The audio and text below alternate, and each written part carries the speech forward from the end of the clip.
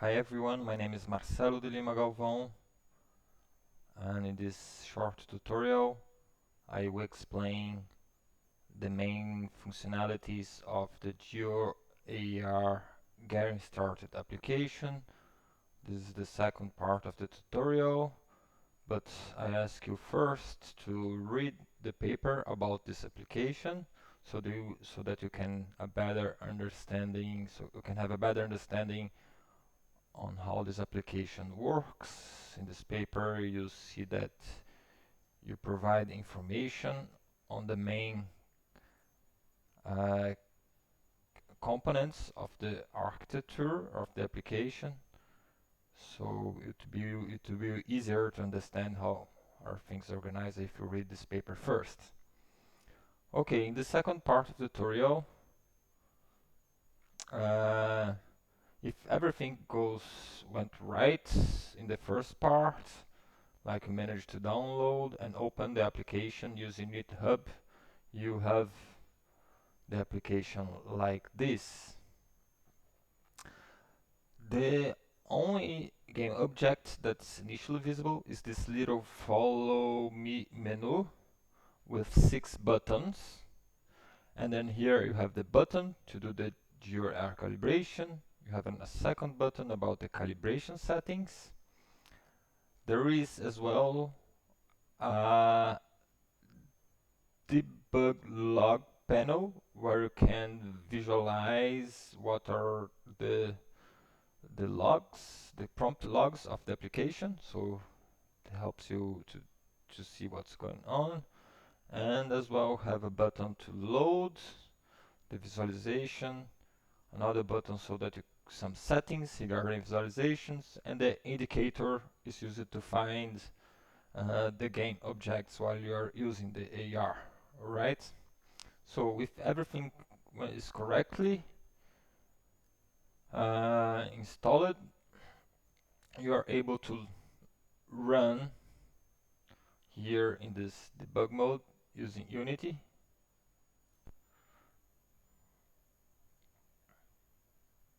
Okay, here is a visualization that kind of simulates what you're gonna have when you deploy the application.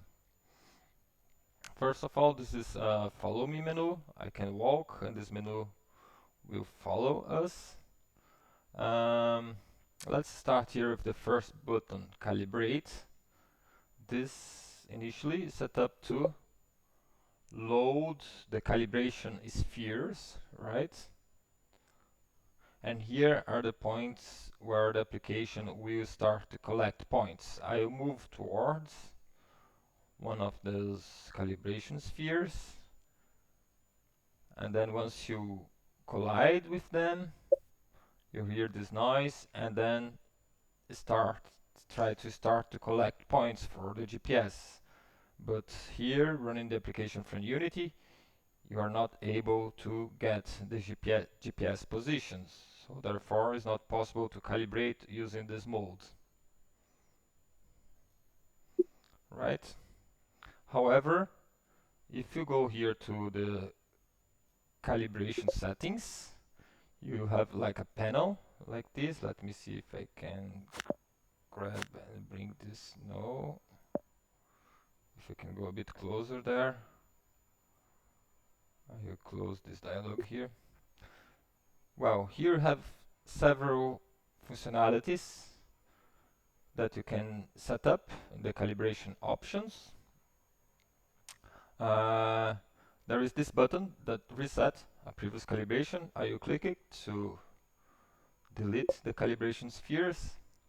And then here what you have the calibration approach that you present in the paper, the location-based one, fixed points, and the spatial anchors. As well, we are able to have this dynamic calibration by clicking this button here, right? But what I want to show here is that it's possible to simulate a calibration. This checkbox here is used for to either an indoor calibration or to simulate a calibration in case you don't have the GPS, right? This slider here tells how big should be the distance between the calibration spheres. By default is 4 meters, but you can have 5 up to 10. Right? Let's keep it here, like for instance 5 meters, right? And then once you have this checkbox set, you can click calibrate, and it will automatically simulate a calibration for us. Here you can see the calibration, the accuracy spheres, and the validation of this calibration, right? Okay. Once you have the calibration done, you are able to load your georeferenced objects. This is done by clicking on this button, Load Geoscene. So, yes, can you see those white columns here, what we call digital landmarks? They are loaded from a file stored in the resource folders, and they are placed at 2 different charts. Okay, you already have as well for instance, the button indicator. If you click here, initially it should be used to find, let me see. Oh, okay, at the moment it's nothing to find here. Okay, but let's continue with the other functionalities, later explain this button. Let's click here the visualization options. Should come with a menu. Okay, this is quite important. I add this slide here just to change the transparency of those digital landmarks, but you can add the code, edit the code to do whatever you want, right?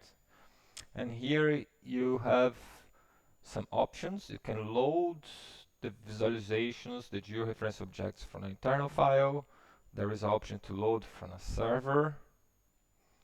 That's here. And there is another one that's empty. And another one that I provide two ways to calculate the height, where to position these georeference objects. You can either use the absolute height or a height that's relative to the users, right? So I'm providing these two options because it's not always that a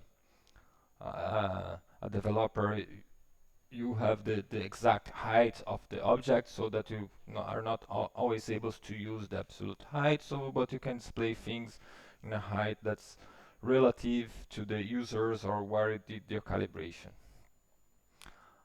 There is other radio buttons here. They are used to either hide the accuracy spheres or show them. You can hide and show the spatial map. You can add this bar to show how much of the CPU is being used. And let me see what else. Yes. Well, basically this is it. Here is the debug log. It's another menu, and then they're gonna log the menus here. So let's reset the calibration and see if they print something. No, but let's do here, try another calibration.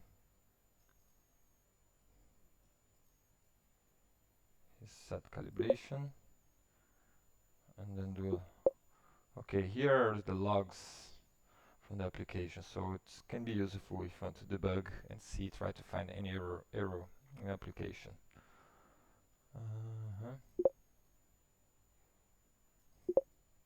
This boot indicator is not working. I'll fix that. Okay, this is was the show up. In the next tutorial, I will explain the scripts and the game objects that you have here. Thank you very much.